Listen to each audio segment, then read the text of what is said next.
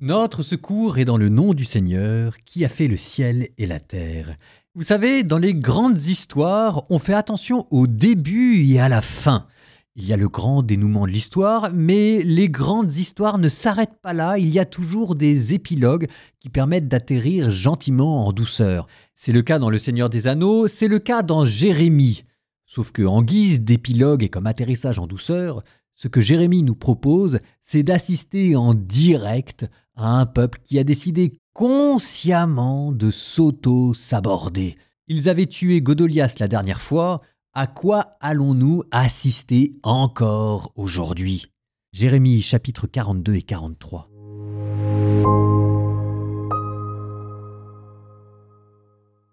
Alors, tous les officiers de l'armée, notamment Johanan, fils de Karéa, et Azaria, fils de Hoshaya, avec tous ceux du peuple, des plus petits jusqu'aux plus grands, s'avancèrent et dirent au prophète Jérémie : « Laisse-toi toucher par notre supplication.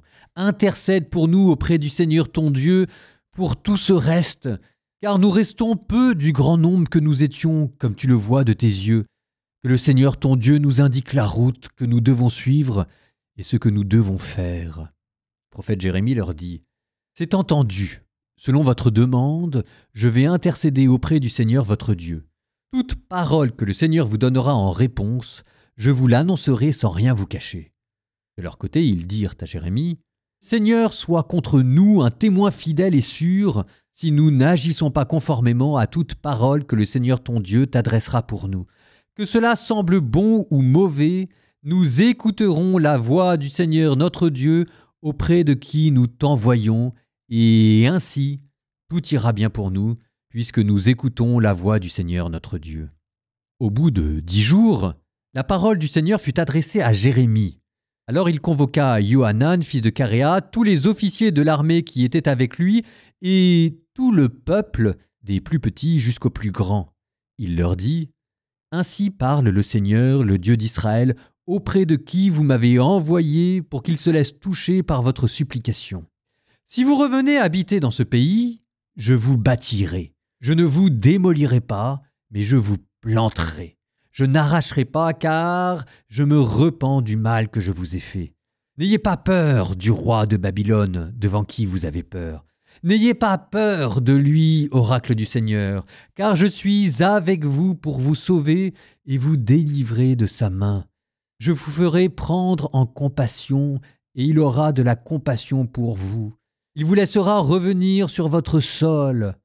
Mais si vous dites : nous n'habiterons plus dans ce pays, refusant ainsi d'écouter la voix du Seigneur votre Dieu, si vous dites : non, c'est au pays d'Égypte que nous irons pour ne plus voir la guerre, ni entendre l'appel du corps, ni souffrir la faim, c'est là-bas que nous habiterons, alors, reste de Juda, écoutez maintenant la parole du Seigneur.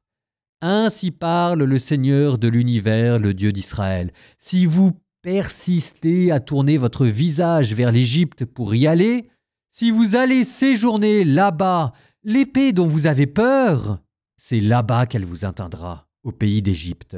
La famine qui fait votre inquiétude, c'est là-bas qu'elle vous poursuivra, en Égypte, et c'est là-bas que vous mourrez.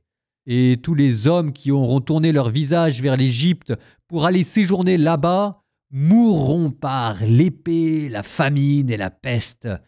Il n'y aura ni survivants, ni rescapés face au malheur que je ferai venir contre eux.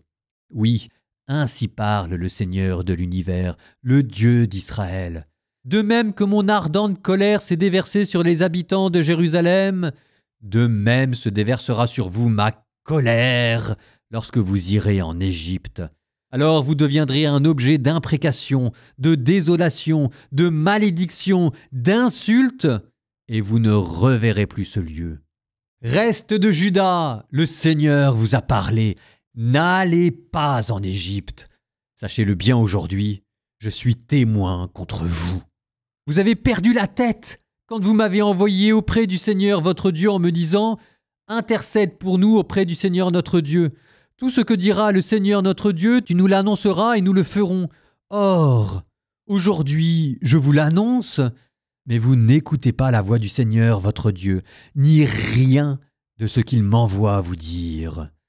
Maintenant, sachez-le bien, vous mourrez par l'épée, la famine et la peste, dans le lieu où vous désirez aller pour y séjourner. » Quand Jérémie eut achevé de prononcer devant tout le peuple toutes les paroles du Seigneur leur Dieu, ces paroles pour lesquelles le Seigneur leur Dieu l'avait envoyé, alors Azaria, fils de Hochaïa, Johanan, fils de Caréa, et tous ces gens pleins d'arrogance répondirent à Jérémie, « C'est un mensonge que tu dis.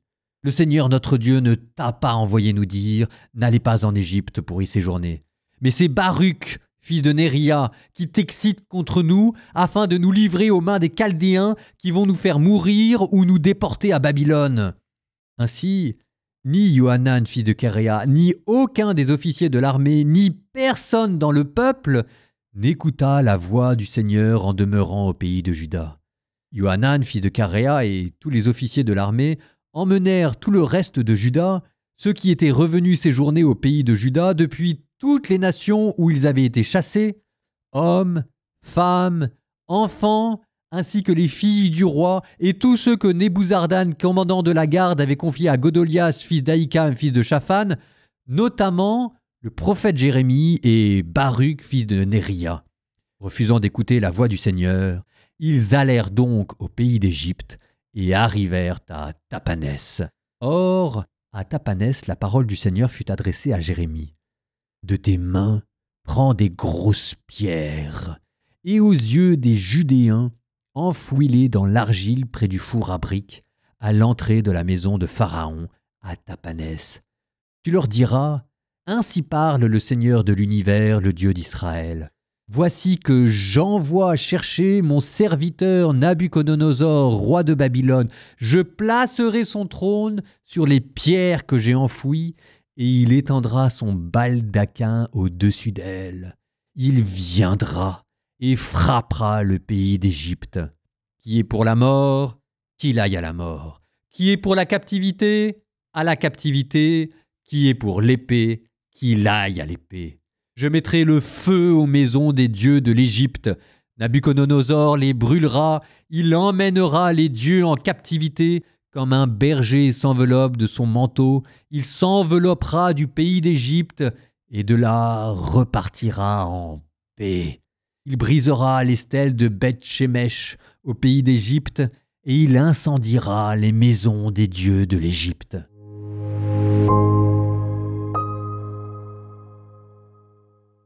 Le peuple israélite qui retourne de lui-même en Égypte, le lieu de la première servitude. Enfin, quand même. Si jamais ça s'appelle pas de la régression spirituelle, je sais pas ce que c'est. Vous avez tout dedans. Vous avez la recherche d'une figure parentale, de guidance extérieure, vous allez écouter le prophète que vous n'avez jamais écouté. Et d'ailleurs, quand ils vous disent ce qu'il faut faire, vous continuez de ne pas l'écouter pour blâmer les autres. Et ce qui est typique là, dans cette régression, c'est le désir d'avoir un abri magique, de chercher une figure parentale extérieure et, sous couvert de piété, vous de légitimer votre propre démission et vous lui confier tous vos soucis parce qu'en fait, vous avez refusé de vous en occuper. Sauf que ce que Jérémie leur dit, c'est « écoutez, maintenant, assumez, affrontez la réalité !» Et la réponse des Israélites, c'est le déni, c'est cette sorte de fébrilité qui fait que vous prenez tout sauf les bonnes décisions et que vous retournez en Égypte parce que, à défaut d'être efficace, au moins c'est connu. Sauf qu'il y a un prix pour ça, c'est de se mentir à soi-même. Ici, les Israélites se mentent à eux-mêmes, c'est la mauvaise foi quand ils accusent Jérémie d'être sous domination de Baruch. Baruch, on l'a entendu, c'est le secrétaire, on sait très bien qui est le chef de qui ici. Et puis, les Israélites se mentent à eux-mêmes aussi, en oubliant que l'Égypte, c'est aussi elle qu'ils avaient réduit en esclavage avant. Donc en psychologie, c'est ce qu'on observe, certaines personnes ont un choc émotionnel tellement important qu'elles préfèrent retourner vers des environnements passés, même s'ils sont destructeurs, simplement parce qu'en fait, ils sont connus, et parce qu'ils sont connus, ils sont réconfortants. Sauf que, il faut croire que la régression, c'est pas forcément la meilleure technique, parce que la conclusion, c'est que ça entraîne une nouvelle prophétie. Même en Égypte, les Babyloniens vont vous poursuivre. Et le chapitre se termine là-dessus. En guise de conclusion de cet épisode, on a pris l'habitude hier, mais on va continuer. Je vous propose de continuer sur les lamentations de Jérémie. Le but, en écoutant ces lamentations, c'est de rentrer dans le cri de détresse des habitants de Jérusalem quand ils ont eu le siège. Quand je vous parlais de traumatisme psychologique, il est inscrit là dans ce chapitre. Par rapport à la première lamentation, il y a ici une légère progression, une intensification du châtiment. Ou plutôt, ici, l'agresseur est clairement identifié. Sauf que l'agresseur, c'est pas les Babyloniens. L'agresseur, c'est Dieu. Il y a un langage très vif qui va être utilisé pour décrire le traitement que Dieu a infligé à son peuple. Il a jeté les murs, il a englouti la ville, il a renversé, il a coupé, il a brûlé, il a tendu son arc, il a déversé, détruit, ravagé, rejeté, livré, tendu un cordeau et brisé Jérusalem. C'est comme si l'auteur voulait que vraiment tout le monde comprenne que ces événements de 586 avant Jésus-Christ n'étaient pas le fruit du hasard ou de la simple diplomatie ou du jeu des empires. La vérité, c'est que celui qui a assiégé la ville, c'était pas Nabuchodonosor, c'était Dieu. Lamentation, début du 2e chapitre. Comment ? Dans sa colère, le Seigneur a couvert d'ombre la fille de Sion. Il a précipité du ciel sur la terre la splendeur d'Israël, oubliant au jour de sa colère qu'elle a été le socle de ses pieds. Le Seigneur a englouti sans pitié tous les pâturages de Jacob. De la fille de Juda, il a jeté à terre et profané le royaume et ses princes. Il a brisé dans l'ardeur de sa colère toute la force d'Israël. Il a retiré sa main droite de devant l'ennemi, allumé dans Jacob un feu brûlant qui dévore alentour. Comme un ennemi, il a tendu son arc et comme un adversaire levé sa main droite. Tout ce qui charmait ses yeux, il l'a tué. Et sur la demeure de la fille de Sion, il a déversé sa fureur comme un feu. Le Seigneur est comme un ennemi. Il a englouti Israël, englouti ses citadelles, rasé ses forteresses, répandu sur la fille de Juda plaintes et complaintes. Il a forcé sa clôture comme celle d'un jardin, rasé le lieu de la rencontre. Le Seigneur a fait oublier dans Sion fête et sabbat. Dans l'excès de sa colère, il a déshonoré le roi et le prêtre. Le Seigneur a délaissé son autel. Il a maudit son sanctuaire. Il a livré aux mains de l'ennemi les remparts des citadelles. Des cris éclatent dans la maison du Seigneur, comme au jour de fête. Le Seigneur a décidé de raser la muraille de la fille de Sion. Il va niveler, sans retirer sa main, avant que tout soit englouti. Il met en deuil muraille et avant-mur, ensemble on se désole. Ses portes s'enfoncent sous la terre, il en a détruit et brisé les barres. Son roi et ses princes sont chez les païens, et la loi n'existe plus. Ses prophètes eux-mêmes ne reçoivent plus de vision du Seigneur.